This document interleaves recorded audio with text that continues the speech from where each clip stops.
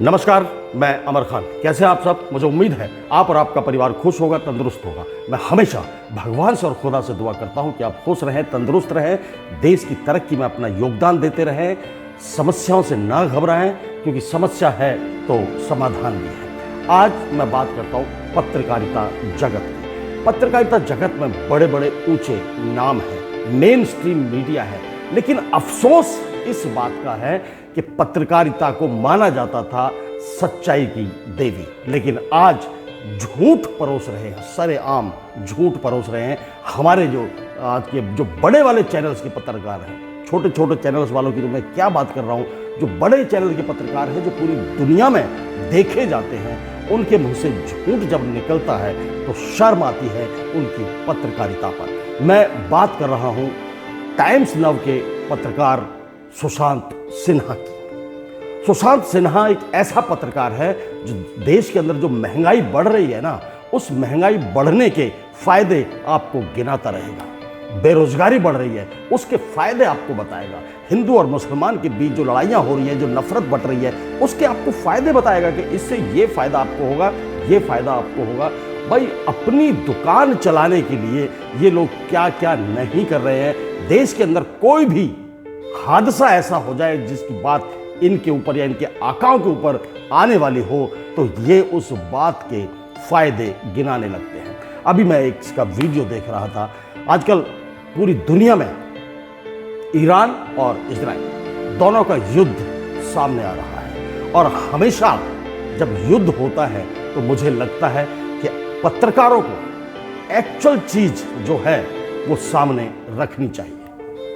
अपने देश की जब बात आती है तो हमें अपने देश की, उस वक्त जब हमारा देश किसी से युद्ध में भिड़ रहा हो, तो हमें अपनी जो सीक्रेट्स हैं उनको छुपा कर रखना है, ताकि किसी को पता ना लगे और हम अब हमारा जो देश है वो किसी दूसरे देश से जो युद्ध लड़ रहा है उस पर आसानी से अटैक कर सके और उसको नेस्तनाबूद कर सके। ये अपने देश की बात है। लेकिन जब विदेश, इजराइल और ईरान, इनसे कोई इतना बड़ा ताल्लुक नहीं है कि हमें इनकी बातों को छुपाना पड़े, या एक देश को बिना मतलब के हम जिताते रहें, दूसरे देश को बिना मतलब के हम हराते रहें। ये महाराज, जब मैंने इनका वीडियो देखा तो ओ हो, इजराइल को इन्होंने अभी से युद्ध जिता दिया है। इजराइल ने ईरान पर इतने हमले कर दिए हैं कि ईरान तो नेस्तनाबूद हो गया है, वो दुनिया के नक्शे से खत्म हो गया है, वो कांप रहा है, वो थर थर कांप रहा है, वो परेशान, वो भाग रहा है, उसका नेता बंकर में छुप गया है। क्या क्या बोलता रहता है, इसको समझ ही नहीं है इस बात की कि मैं पत्रकारिता करूं तो क्या करूं। और बीच बीच में जो मुस्कुराता है, जो काइयापन इसके चेहरे से झलकता है कि सरासर इस बात को, किसी बात को छुपा रहा है और किसी बात को बता रहा है। इस तरह की पत्रकारिता हमारे देश में कलंक है। हम टीवी के सामने बैठ जाते हैं और हमें लगता है कि जो खबर ये बता रहा है वो बिल्कुल सच है और उसको मान लेते हैं। गुमराह कर रहा है, गुमराह पूरी तरह से। इसने जो भारत और पाकिस्तान का जो अभी ये ऑपरेशन सिंदूर हुआ था, उसमें भी पूरा गुमराह करने की कोशिश की। और अब जो बात कर रहा है, देखिए, इसको मैं एक बात बता देता हूं, बार बार इस बात को कहना इसके लिए सही नहीं है। हम पाकिस्तान से हमेशा जीतते आ रहे हैं, जीत रहे हैं और आगे भी जीतते रहेंगे। उसको 1948 में भी हमने हराया, 1965 में भी हराया, 1971 में भी हराया, 1999 में भी हराया, और अब ऑपरेशन सिंदूर जो किया है उसमें भी उसको धूल चटा दी है, उसकी नानी याद दिला दी है। और हमेशा हमेशा करेंगे हम ऐसा, क्योंकि वो हमारे आगे एक ऐसा कहते हैं ना, पिदना सा पिल्ला है, चूहा है, पिल्ला का बच्चा है, वो उसके बात तो इसको करनी नहीं चाहिए। वो उसको तो हम हमेशा मारते रहे और मारते रहेंगे।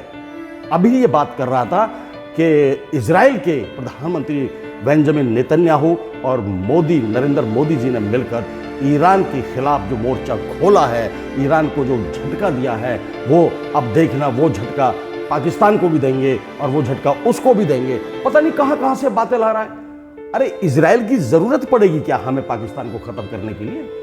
मोदी जी को इस बात की जरूरत पड़ेगी कि इजराइल का प्रधानमंत्री उनके साथ आए, अटैक करवाए?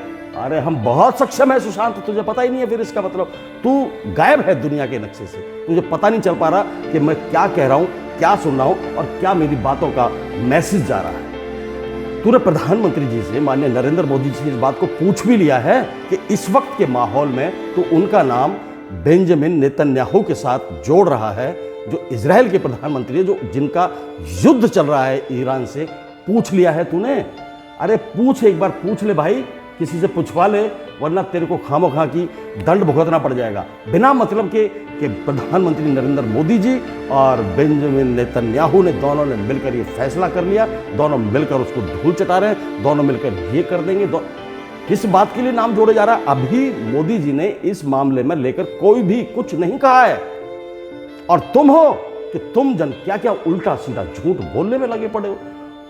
नहीं लेना चाहिए तुझे माननीय प्रधानमंत्री जी का नाम इस तरह की चीजों में, जब तक कि वहां से कोई परमिशन ना आ जाए या उनके पीएमओ से कोई मैसेज इस तरह का ना आ जाए कि हम बेंजामिन के साथ मिलकर ईरान को मार रहे हैं या टर्की को मार रहे हैं या पाकिस्तान को मार रहे हैं। जब तक कोई मैसेज नहीं आता है, तू क्यों इतना उतावला हो रहा है, बिना मतलब के नाम जोड़ जोड़ के उनके नाम को खामोखा के लिए खराब करने की कोशिश कर रहा है।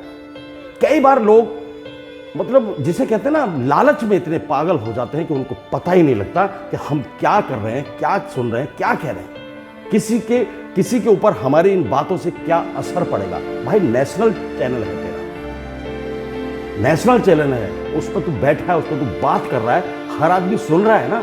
वो कहां कहां से किस बात के क्या क्या मतलब निकाल लेगा, तुझे अंदाजा भी नहीं है इस बात का। तूने तो पत्रकारिता, मुझे तो समझ नहीं आया तू पत्रकारिता कर क्यों रहा है भाई। उल्टे सीधे मैंने जब भी तेरे को देखा है और किसी जगह पर कोई झगड़ा हो गया, उसमें कोई मौत होगी, तो तू मौत के फायदे बताता है, बीमारी के फायदे बताने लगता है। पॉजिटिविटी तो तेरे अंदर है ही नहीं भाई। अरे सुशांत सिन्हा जी, आप पत्रकार हो, आपने पढ़ाई की है, पटना से सेंट जेवियर स्कूल से पढ़ाई करके आप आए हो, कम से कम उस पढ़ाई लिखाई का इतना तो ख्याल रखो कि आपके मुंह से जो शब्द निकले, कम से कम लोग उस पर विश्वास तो कर सके। आपने तो ईरान को उड़ा दिया, बर्बाद कर दिया, नेस्तनाबूद कर दिया, धुआं धुआं कर दिया ईरान को। आपने बताइए, आप बैठे बैठे यहाँ हैं, आपको तो एक बार चले जाना चाहिए इजराइल, वहां जाके सिर्फ आपको 2 शब्द अपनी जबान से निकालने हैं और ईरान नेस्तनाबूद। जब आपकी जबान में इतना ही सब कुछ बैठा हुआ है, तो इसको भी खत्म कर दो, पड़ोसी को, निकम्मे इंसान को। ये जो गंदा देश हमारे पड़ोस में है, इसको भी खत्म करो भाई। भाई तो जबान में इतनी ताकत है, कहां से लाते हो इतनी शक्ति, इतनी पावर कहां से लाते हो, झूठ बोलने की पावर। इतना तो आदमी झूठ तब नहीं बोलता जब वो मरा पड़ा हुआ। अरे भगवान को, खुदा को मुंह दिखाना है, नहीं दिखाना है आपने। ईरान उड़ा दिया, और अरे दुनिया में जो खबरें चल रही हैं तकरीबन उनसे ही अंदाजा लगा लेते। आपने एक बार भी ये नहीं बताया कि ईरान के तेल अवीव पर जो अटैक हुआ है, ईरान ने जो तेल अवीव पर अटैक किया है, उससे कितना बड़ा नुकसान इजराइल को हुआ है, उसकी दूसरी राजधानी को हुआ है, बंदरगाह उड़ाई गई है। वो खुद नेतन्याहू भागता फिर रहा है, छुपता फिर रहा है, वो अमेरिका से गुहार लगा रहा है कि तू मेरे साथ लग जा, नहीं तो मैं मारा जाऊंगा। और अमेरिका के राष्ट्रपति का बयान भी आ गया है इस चीज को लेकर, वो परेशान है। खबर बता रहा है तू, खबर बता रहा, न्यूज चला रहा है, तो कम से कम अच्छी न्यूज तो चलाओ। तुम अपने जीवन में जो पत्रकारिता कर रहे हो, क्या उससे अपने जो यंगस्टर हैं, आपके जो छोटे हैं, उनको यही संदेश दोगे कि जब पत्रकार बनो आप तो झूठ बोलना से झूठ बोलना है, बाकी आपको कुछ बोलना नहीं है और आपकी पत्रकारिता चल जाएगी। लानत है तुम्हारे जैसी पत्रकारिता पर कि तुम सच ना सुनने की हिम्मत रखते हो, ना बोलने की हिम्मत रखते हो। एक बात को तो चलो मान भी लेता हूं मैं कि अपने देश को लेकर कुछ चीजें कही जाती है मोटिवेटेड करने के लिए, दूसरे देशों का युद्ध है, तुझे क्या लेना देना इस बात से। जो सच है वो बता ना भाई। ईरान के कितने मर रहे हैं वो बता दे, इजराइल के कितने मर रहे हैं वो बता दे। एक तरफा न्यूज चला रहा है, बाकी जो और चैनल हैं उनको भी सुन ले, वो भी तो कुछ ना कुछ बता ही रहे हैं। यूट्यूबर्स हैं इतने बड़े बड़े, उनके चैनल को सुनने की आदत डाल, दूसरों के चैनलों को भी सुना कर, ताकि तेरे को सच और झूठ का फर्क महसूस हो सके। हमारे जो नौजवान हैं, जो पत्रकार बनेंगे, जो बनना चाह रहे हैं, क्या तुम्हें देखकर पत्रकार बनेंगे? तुम्हारे जैसा मुकाम हासिल करे, वो झूठ के पायदान पर खड़े होकर पूरे देश को आप बोलते हो, पूरी दुनिया को आप सुनाते हो, झूठ फेंकते हो, झूठ और सिर्फ झूठ। किस लिए भाई? तुम्हें क्या मिलता है इन चीजों से? सच्ची पत्रकारिता करिए आप, सच्चाई से जो बात सामने आपको पता लगी है उसको लोगों को बताइए। क्या मतलब पड़ रहा है इन चीजों का कि ईरान को मार दिया, उसका तो कब्जा कर लिया? अबे बुद्धू इंसान, ये पहली बार ऐसा हुआ है कि इजराइल तड़फ रहा है। इजराइल को आधे से ज्यादा खत्म कर दिया ईरान ने। आने वाला वक्त क्या होगा इस बात की मैं गारंटी नहीं दे रहा हूं, क्योंकि अमेरिका उसके साथ है और अमेरिका जब जंग में कूदेगा तो निश्चय ही ईरान को हार का सामना करना पड़ेगा, क्योंकि अमेरिका पावरफुल देश है। समझ रहा है ना बात को? तो कुछ तथ्यों को जान समझ, उसके बाद अपनी जो मुंह खोलता है तब खोला कर।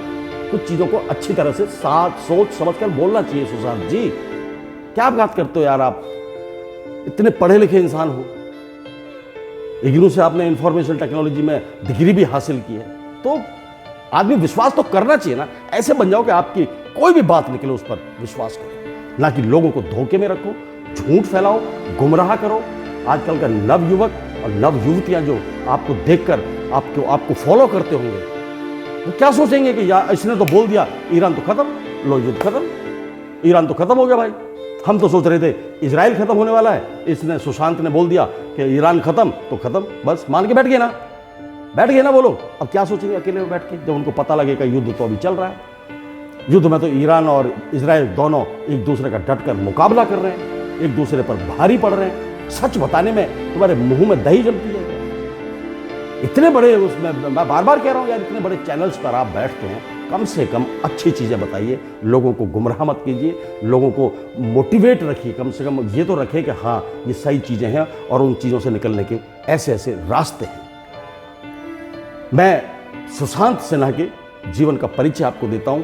हालांकि ये अच्छे पत्रकार हैं, अच्छे पत्रकारों में गिनती होती थी, अब इनको पता नहीं क्या हो गया है, कोई बीमारी लग गई है, तबीयत खराब रहती है, इनको लगता है कि मैं झूठ नहीं बोलूंगा तो मैं जिंदा नहीं रह पाऊंगा। ऐसा इनको लगता होगा, तो जिंदा रहने के लिए इनको झूठ बोलना पड़ता है। और भाई आपसे गुजारिश है, माननीय प्रधानमंत्री नरेंद्र मोदी जी का नाम खामोखा की अपने मुंह से मत लिया कीजिए। आप कद तो देख लीजिए अपना और उनका, यार क्यों नाम लेते हो बार बार? उनको भी शिकायत होगी आपसे एक ना एक दिन, जब उनको पता लगेगा तो मैसेज आ जाएगा कि भाई मुंह पे लगाम दे, शांत बैठ, इतना भी आगे मत निकल कि तेरे को हटाना ही पड़ जाए।